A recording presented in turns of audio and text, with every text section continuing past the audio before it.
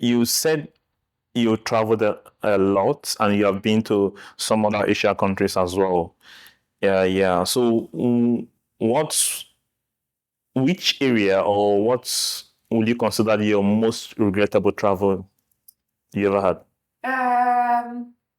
Actually, yeah, that's true. I traveled a lot. Yes. A lot of experiences. Mm-hmm.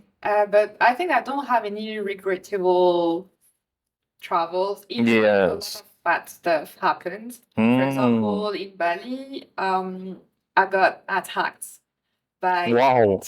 yeah. That's in Bali. Wow, wow, wow. I was on the scooter. It is good, yes. So friends, we were doing internship in Bali. Mm-hmm. So we were living in Bali since maybe 5-6 months. Mm-hmm. So we were not tourists anymore. We're kind of like that between tourists and local. Between tourists, yes, that's right, yes. And it was at the end of the trip, and both of us we were done with the internship. So we was like, okay, let's enjoy now. Mm-hmm. Like let's travel a bit and let's party a bit. Now we were done with working. So we went to a nightclub, and because after we had to leave for a kind of like how to say that for a trip all over the island. Yes, we were yes. like, okay, let's not stay too long at the nightclub and let's not drink too much alcohol because we have to wake up early the next day. Yes. So we left maybe like 2-3 a.m.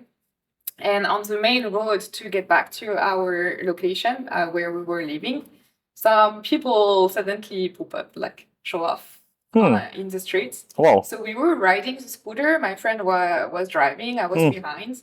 And suddenly another scooter appeared. But they have done a lot of modification on the scooter. So no lights, no plate number. No plate number, wow. Wow. And the engine was not doing any sound. It was really silent. Wow. And they suddenly arrived and both saying there were 2% on the scooter, so one driving, one behind. And the guy behind, he suddenly like took a knife. Wow. But you know, like in this kind of island, it's not a small knife, it's like yes. Huge one. Yes, yes. And he took the knife and he cut my back because I was wearing a kind of like small bag. Yes, okay, yes. Took the knife and he cuts my back to take my bag. Wow. And inside my bag, there is, of course, my phone, wallet, apartment key, everything. And yeah, so they took it, and I was a bit shocked on the moment. Yeah, you mean they took the bag? Yeah. Oh. And actually, my friend who was driving, she made really well because we could also fall down. Yeah, the person driving, is she a local or? No, it's French. From French as well. Okay, yes. So like, she managed to stay stable, and suddenly the thief just like ran away. So I screamed to her. I was like, "Hey, they got my bag!" And I was like, "What do you mean?" I was like, "Yeah, they stole my bag." And you know, French people, we are kind of like, "What's going on?" So we start to follow them.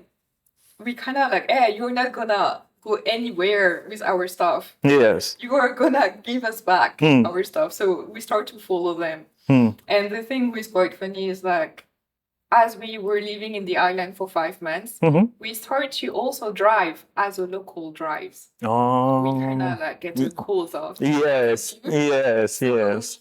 Managed to follow them quite well. Even them, they were quite surprised because they looked back and they were like, "Oh, the 2 French girls are still there."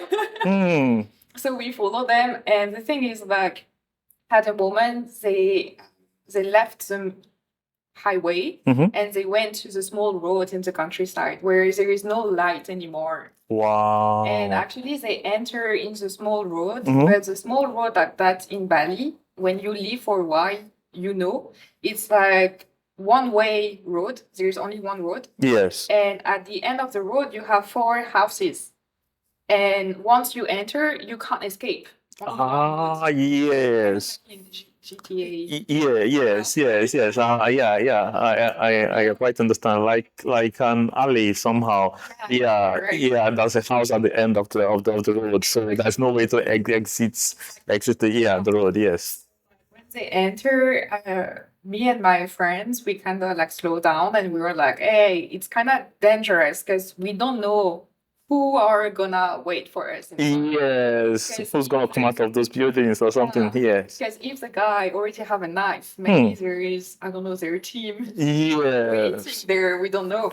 So we kind of took the decision to stop there, to stop following them. We went back on the highway, and we were really shocked about what just happened.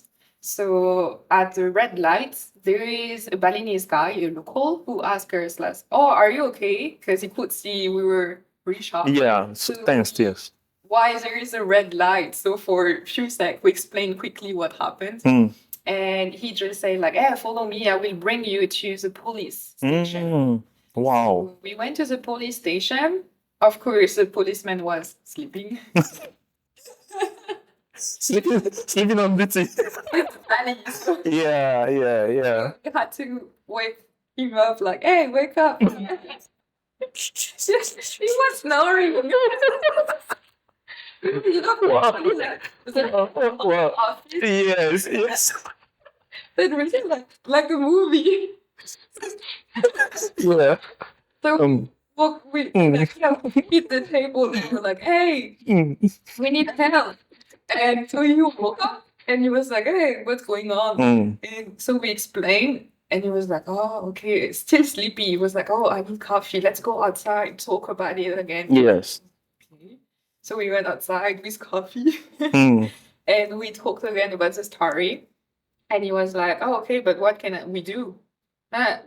You know, French people, we fight a lot for human rights. Yeah. Yes. Hey, you can at least like go back to the place and look around if you don't find any clue or whatever. And he was like, "Hey, you know, I'm a simple policeman." And we were like, "Yeah, but you're still the police, right?" Yes, that's right. So suddenly the detective inspector arrived. So they said, "Oh, okay, because they didn't say because you're annoying, but I think they said quite loudly." They said, "Okay, came with us in the car. We will go back to this place and we'll look around. And if you recognize someone or if you recognize a scooter or whatever, tell us." So we were okay. So we enter in the car with a policeman who have like guns. Yes. And we went there. Of course, no one. But a bit more far, I saw the guys. They were on the side of the road in the kind of not trees, but there is like huge plants. Yes. They were hiding there, and I recognized the jacket of the guy. Yes. And I say, "Oh, they are here." And the police didn't stop. Wow. And I say, "Why you don't stop?" I started to scream in the car. I was really pissed off. I was like, "Why are you not stopping the car? I told you they are here." Yes. Just like on the side of the road. And they say, "Oh, really? Oh, maybe you didn't clearly saw that. Maybe like it's a similar jacket, but not a real one. Don't worry. Let's go back to the police station." Because after I discovered this kind of thief, they are working together with the police. Wow, really? Yeah. Is that possible? Wow. Yeah. Because actually, like they kind of have a deal during the high touristic season. The people who stole the bag of tourists is to sell back the cell phone. Is to make money by selling back the cell phones or stuff like that.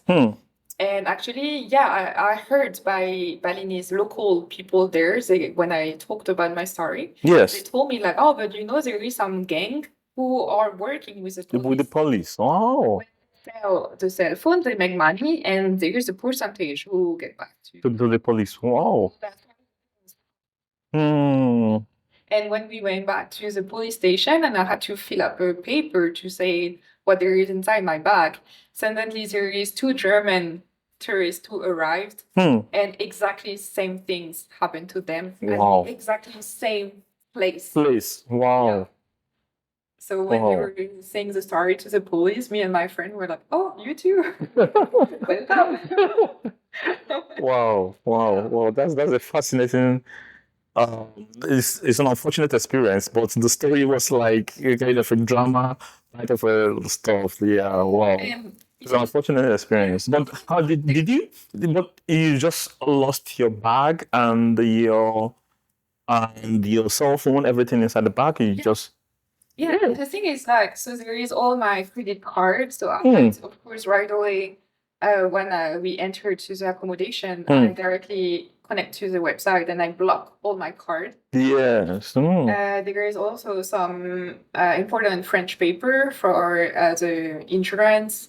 Also my ID card, French ID card. Yes. So that also disappeared. Wow. And my cell phone. And the thing is, like, my cell phone, I could find it again because on the laptop I connect to my Google account, which is linked also Okay. with my cell phone. Okay. A few days after, suddenly my cell phone appeared again. I knew he was in the main city of Bali, his name Pasar.